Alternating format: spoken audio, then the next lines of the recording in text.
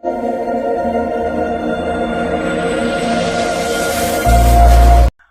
राम भाइयों, तो कैसे हैं आप लोग? आई होप कि आप सब अच्छे होंगे। तो welcome to our channel 98.5 life changing FM. यदि आप अपने जीवन में बदलाव चाहते हैं तो हमारा ये वीडियो देखें। 2 साल पहले आज आपका घर संपत्ति नहीं है।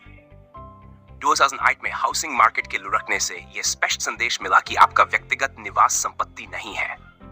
ना सिर्फ ये आपकी जेब में पैसा नहीं डालता है, बल्कि हम इस तथ्य पर भी भरोसा नहीं कर सकते कि इसका मूल्य बढ़ेगा। कई मकानों का मूल्य 2007 में भी उससे कम है जितना कि ये 2007 में था। दूसरे डैडी पूरी तरह से आर्थिक स्वावलंबन में यकीन करते थे। वे सुविधा भोगी या अधिकार की मानसिकता के विरोधी थे और कहते थे कि यह मानसिकता लोगों को कमजोर तथा आर्थिक रूप से जरूरतमंद बनाती है। वे आर्थिक रूप से सक्षम होने पर बहुत जोर देते थे। एक डैडी कुछ डॉलर बचाने के लिए जूझे, दूसरे ने निवेश उत्पन्न किए। एक डैडी ने मुझे सिखाया कि अच्छी नौकरी खोजने के लिए प्रभावशाली बायोडेटा कैसे लिखा जाए। दूसरे ने मुझे सिखाया कि शक्तिशाली व्यावसायिक और वित्तीय योजनाएं कैसे लिखी जाए ताकि मैं दूसरों को नौकरियां दे सकूं।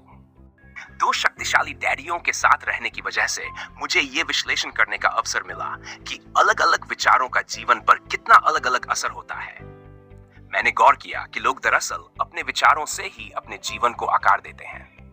मिसाल के तौर पर मेरे गरीब डैडी हमेशा कहा करते थे, मैं कभी अमीर नहीं बन पाऊंगा, और आगे चलकर उनकी ये भविष्यवाणी सही साबित हुई। दूसरी ओर मेरे अमीर डैडी हमेशा खुद को अमीर मानते थे। वे इस तरह की बातें कहते थे, मैं अमीर हूं और अमीर लोग ऐसा नहीं करते। जब एक बड़े वित्तीय झटके के बाद वे दिवालिया होने की कगार पर थे, तब भी वे खुद को अमीर आदमी ही कहते रहे। वे अपने समर्थन में ये कहते थे, गरीब होने और कड़के होने में फर्क होता है।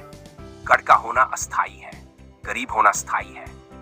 मेरे गरीब डैडी कहते थे, पैसे में मेरी कोई दिलचस्पी नहीं है या पैसा महत्वपूर्ण नहीं है। मेरे अमीर डैडी हमेशा कहते थे, पैसा ही शक्ति है।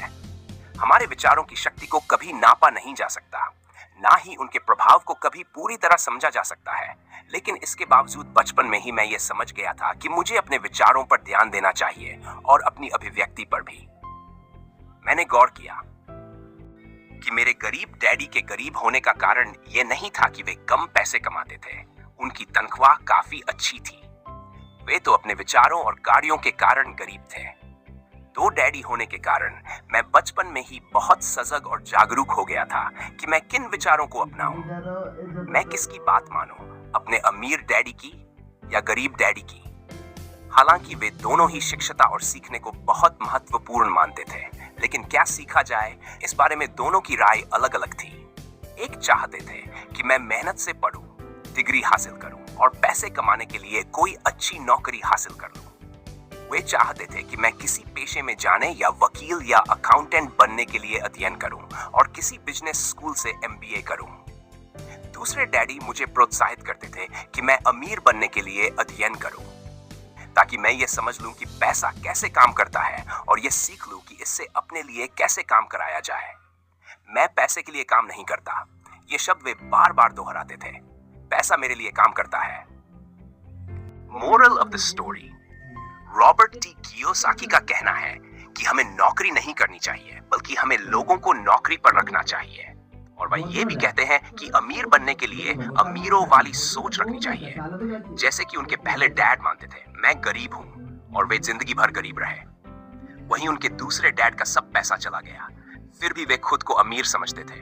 वे कहते थे, मैं पैसों के लिए काम नहीं करता, पैसा मेरे लिए काम करता है। और बताओ अपने इस वीडियो में और आपने जो भी सीखा नीचे कमेंट करो। आगे क्या? आगे जानेंगे कि रॉबर्ट टी कियोसाकी ने अपने दोनों डैड से और क्या क्या सीखा और उन्होंने अपनी जिंदगी को कैसे बदला। अगले वीडियो को देखने के लिए चैनल को जल्दी से सब्सक्राइब कर लो। अभी के लिए वीडियो को यहीं समाप्त करते हैं। जय श्री राम, जय हिंद। Yeah.